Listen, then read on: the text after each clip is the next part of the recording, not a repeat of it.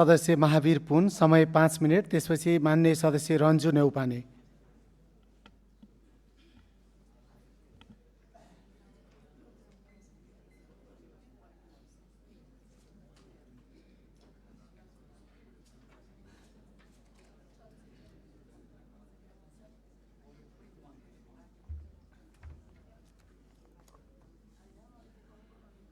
माननीय सभामुखज्यू, यो समयको लागि धन्यवाद छ।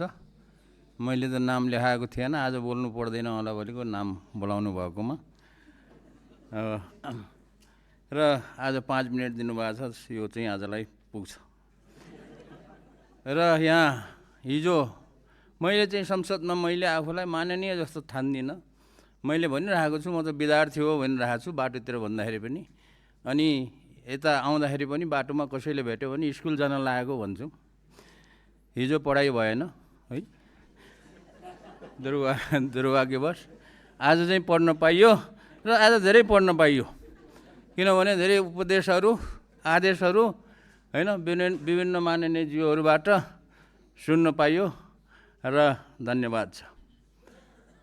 र आज चाहिँ रिस मरेको छ, किनभने म नेपाल सरकारलाई धन्यवाद दिन चाहन्छु। हिजोको समाचार अनुसार चाहिँ विज्ञान प्रविधि र नवप्रवर्धन मन्त्रालय भन्ने चाहिँ गठन गर्ने निर्णय गरेकोमा सरकारलाई चाहिँ म धेरै धन्यवाद दिन चाहन्छु। त्यहाँ एउटा कुरा छुटेको छ। कुरा के छुटेको छ भने विज्ञान प्रविधि अनुसन्धान तथा नवप्रवर्तन हुनुपर्ने अनुसन्धान भन्ने शब्द चाहिँ त्यहाँ चाहिँ छुटेको छ। र अब म औपचारिक रूपमा के अरे मेरो श्राप चाहिँ फिर्ता लिन चाहन्छु। र यो किनभने यो म चाहिँ अलि मलाई झटक्कै रिस पनि उठ्छ अनि फेरि रिस छिटै पनि हराउँछ। अब म अरू कुरा केही भन्न चाहन्न। यो जुन नीति तथा कार्यक्रम छ यसमा एउटा दुईटा कुरा थपियोस् भन्न चाहन्छु। र त्यो थप्ने कुरा चाहिँ के हो त भन्दाखेरि अब मन्त्रालय त गठन भयो, मन्त्रालय आफैले त काम गर्दैन। मन्त्रालय सञ्चालन गर्नको लागि त्यसमा निश्चित बजेट चाहिँ आउनु पर्यो। त्यो निश्चित बजेट भनेको मेरो चाहिँ अहिले कति वर्ष भयो, 3-4 वर्ष भयो, मेरो अडान के छ त भन्दाखेरि पुँजीगत खर्चको 1% होस्। यो पुँजीगत खर्चको 1% बजेट छुट्याउने व्यवस्था गरिनेछ भनेर यो चाहिँ उसमा चाहिँ यो नीति तथा कार्यक्रममा आओस् र त्यही अनुसारको बजेट छुट्योस्। अब त्यतिले जति पैसा आउँछ अब जति सकिन्छ त्यो चाहिँ गरौँला। यो किन भनिरहेको छु भने विकसित देशहरूले इजरायलले आफ्नो GDP को 5% बजेट रिसर्च एन्ड डेभलपमेन्टमा खर्च गर्छ। कोरियाले 4.5 यस्तै गर्छ। अनि विकसित मुलुकहरूले अमेरिकादेखि लिएर बेलायत, जर्मन, अरू जापान यिनीहरूले 3% GDP को 3% खर्च गर्छ अनि उनीहरू विकसित भएको हो। हामीले GDP को 1% पनि कल्पना गर्न सक्दैनौँ, किनभने GDP को 1% के अरे खर्च गर्ने यो अहिले हामीले नीति ल्यायौँ भने यो हामी चाहिँ डुबे जस्तो हुन्छ। त्यसैले GDP को पनि छोडिदिउँ, यो चाहिँ पुँजीगत खर्चको 1% भन्ने राखौँ। यो कति महत्त्वपूर्ण छ भन्ने कुरा म तपाईँहरूलाई सामसुङ इलेक्ट्रोनिक्सको एउटा उदाहरण दिन्छु। सामसुङमा चाहिँ ठुलो कम्पनी हो, त्यहाँ धेरै किसिमको कामहरू भइरहेछ।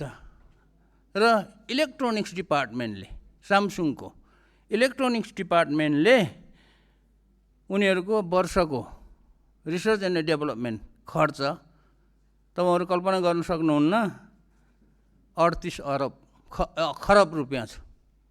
मोटामोटी नेपालीमा भन्ने हो भने 38 खरब रुपियाँ सामसुङ कम्पनीको 2025मा उसले खर्च गरेको।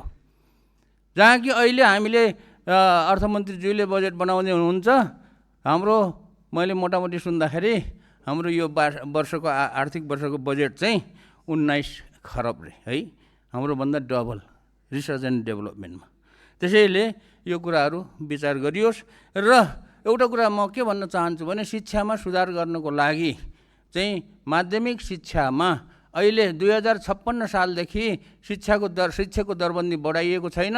राहत कोटा के कोटा भनेर चाहिँ करिब 45,000 शिक्षकहरू छन्, त्यसलाई चाहिँ कोटामै बदलियोस् र तिनीहरूलाई चाहिँ गरियोस्। किनभने राहतमा कोटामा बसेको टिचरले राम्रो पढाउँदैन, किनभने उहिले अर्को जागिर खोजिरहेको हुन्छ, बाँच्नको लागि अर्को उपायहरू खोजिरहेको हुन्छ। त्यस कारणले त्यो गरोस्। र यो चाहिँ फेरि अर्को कुरा के हो भने मधेसमा खास गरी मैले देखेको, म आफै मधेसमा 4 महिना घुमेको छु मेरो किताब बेच्न, 8वटै जिल्लामा घुमेको छु। र मधेसमा तपाईँहरू थाहा पाइसक्नुभयो कि छैन, मधेसमा चाहिँ के छ त भन्दाखेरि कुनै पनि जिल्ला 8वटा जिल्ला के अरे शिक्षित भनेर घोषणा भएको छैन, साक्षर भनेर घोषणा भएको छैन। त्यस कारणले त्यसको लागि चाहिँ कुनै न कुनै काम चाहिँ योजना चाहिँ नीतिहरू आओस् भन्ने चाहिँ म चाहन्छु। र अन्तमा म के भन्न चाहन्छु भने प्रधानमन्त्रीज्यू यहाँ आउनु भएन, हामीले पनि उहाँलाई ल्याउने कोसिस गरिरहेका छौँ, अनि उहाँ पनि नआउने कोसिस गरिनु भएको छ। यो हाम्रो आन्तरिक कुरा होस्, भोलि चाहिँ यो कुरा चाहिँ इन्टरनेसनल मिडियामा गयो भने के होला त्यो कुरा चाहिँ सोचौँ क्या।